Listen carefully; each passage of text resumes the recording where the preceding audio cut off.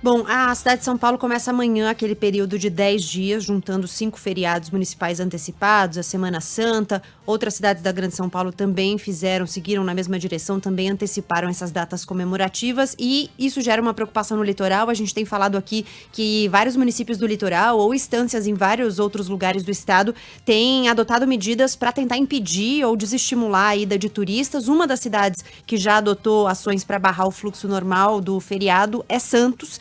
E a gente conversa agora com o Dr. Alex Macedo, médico pneumologista, diretor técnico da Santa Casa de Santos. Bom dia para o senhor, obrigada por conversar com a Band News FM. Bom dia, Sheila, bom dia aos ouvintes.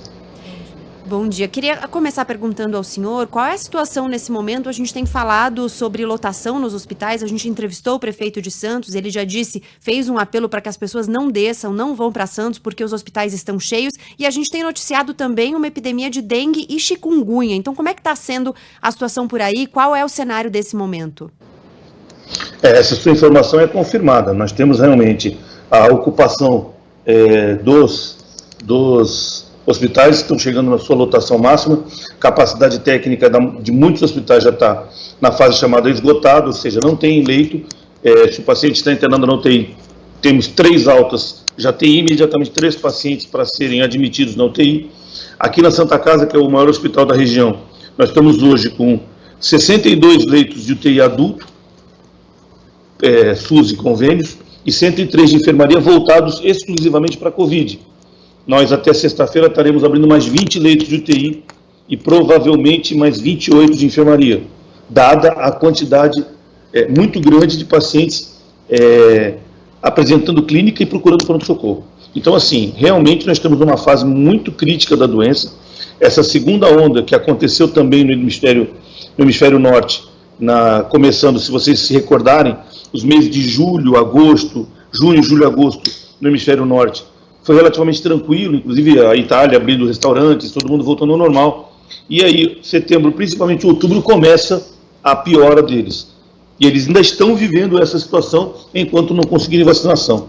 O nosso pico começou a crescer em janeiro. Nós tivemos uma acalmia no mês de outubro, de 15 de outubro em diante, o mês de novembro, o mês de dezembro, e dali em diante voltamos a ter o nosso segundo pico, onde nós estamos pelo menos no meio dele. Doutor Alex, recentemente nós conversávamos aqui na Band News FM com o secretário estadual de saúde de São Paulo, Dr. Jean Gorenstein, falando sobre a situação em diversos municípios aqui do estado, sobre a pressão sobre o sistema hospitalar, ocupação de leitos crescente, essa taxa cada vez mais avançando, e até naquele mesmo dia o Rio de Janeiro, que estava na época, acho que tem uma semana isso em outra condição, chegou a oferecer leitos, inclusive para o estado de São Paulo, agora já não é nem mais o caso. Naquele dia, o Dr. Jean Gorenstein disse, olha, não haverá necessidade de contar com leitos do Rio de Janeiro, porque a Baixada Santista ainda consegue receber pacientes. Essa situação mudou de uma semana para cá? Como é que está a situação em relação à pressão sobre o sistema hospitalar, a taxa de ocupação desses leitos de UTI? E também, a gente sabe como são os municípios vizinhos, de entorno, e Santos tem uma boa estrutura, mais do que outros municípios. Santos tem recebido pacientes ali de transferência dos municípios vizinhos? Sim, nós recebemos frequentemente essa situação, apesar de ter os municípios vizinhos terem se estruturado na primeira fase, que foi de abril até julho, agosto do ano passado, e agora também estão se reestruturando, mas ainda assim, mesmo com toda a reestrutura, pelo menos 30% do movimento de Santos, ele é dado, pelo menos 30%, dos outros municípios. Na realidade, Santos teve um pouco mais de tempo para ter essa segunda explosão, porque a característica dessa segunda curva de aumento dos casos de Covid tem uma diferença que parece ser pequena, mas que vai impactar diretamente. Os pacientes idosos, que foi o nosso grande foco na primeira curva, esses pacientes eles ficaram doentes, alguns se curaram, alguns infelizmente faleceram, depois ainda estão sendo vacinados, ou seja, eles estão imunizados. O perfil do paciente que está chegando agora é um perfil de paciente mais jovem, entre 35, 40 até 60 anos. São pacientes que ficam em casa mais tempo, porque demoram a ter um quadro mais grave, até pela sua própria constituição física. Portanto, eles estão chegando para a gente no 8º, 9º, 10º dia da evolução da doença.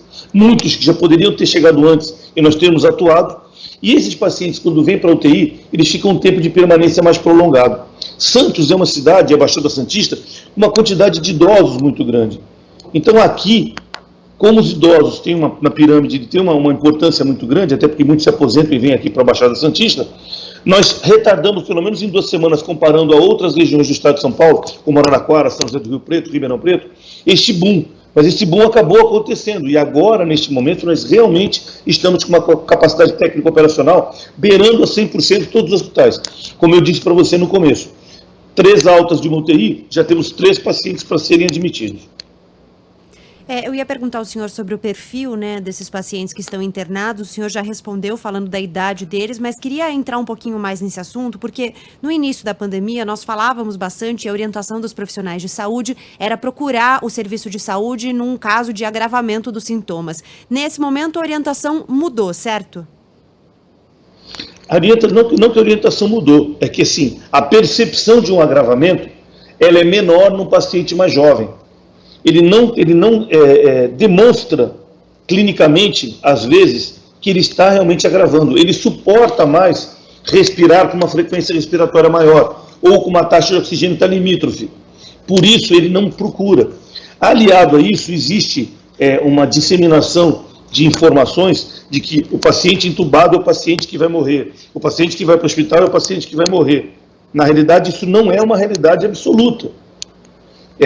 Existe um estudo muito bem feito, publicado no Lancet do Brasil, avaliando 250 mil casos que ocorreram no Brasil como um todo, e a conclusão desse estudo demonstrou que 80% dos pacientes que foram entubados morreram. Quando você lê esse estudo com mais clareza, você vê que a região norte do país e nordeste teve um peso muito grande nessa estatística, e a região sul-sudeste, que já estava há mais tempo e mais tempo tratando esses pacientes, teve um peso muito menor nesses 80%. Alguns centros chegavam a 35%, 40%, até 50% dessa mortalidade, e não 80%. Mas muitas pessoas ficam preocupadas que, se eu for para o UTI, eu vou ficar mais grave. Se eu for para o hospital, eu vou ficar mais grave. O conceito tem que ser o inverso. Porque você está mais grave, você deve ir ao hospital. Porque você está mais grave é que você foi entubado. Nós temos aqui no hospital uma realidade que não é essa. Dos pacientes entubados, nós tivemos 42% de mortalidade. Mais da metade sobreviveu e saiu. Então, a população tem que entender o seguinte: o primeiro sinal de gravidade, o principal, continua sendo baixa de saturação, baixa de oxigenação, quando você afere a oxigenação pelo oxímetro. Esse paciente tem que vir para o hospital. Esse é um dos principais parâmetros de gravidade da doença. Doutor, o senhor como profissional da linha de frente, tem acompanhado de perto, né, nos últimos meses o avanço dessa pandemia, o que o senhor tem a dizer a respeito de quem não segue as orientações das medidas de restrição, mesmo aquelas pessoas que vão aproveitar essas datas, no final das contas, para passear, porque não é para isso, né? Não é para isso que foi estabelecido esse, digamos, super feriadão. Tem gente encarando esse super feriadão de maneira inadequada. Não é para a gente sair por aí passeando e aproveitando. Não é esse definitivamente o objetivo. Eu gostaria de ouvi-lo a respeito disso, né? Sobre o comportamento e como o comportamento individual pode fazer muita diferença numa hora como essa, doutor.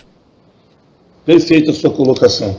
Nós estamos num momento que nós temos que estar respeitando as pessoas que infelizmente partiram, os familiares que estão aqui sentindo uma dor incomensurável na perda de um familiar.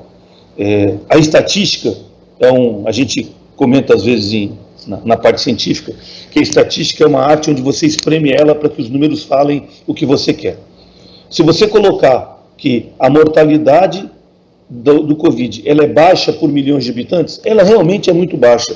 Mas quando ela é no seu marido, quando ela é na sua mãe, no seu filho, ela passa a ser 100%.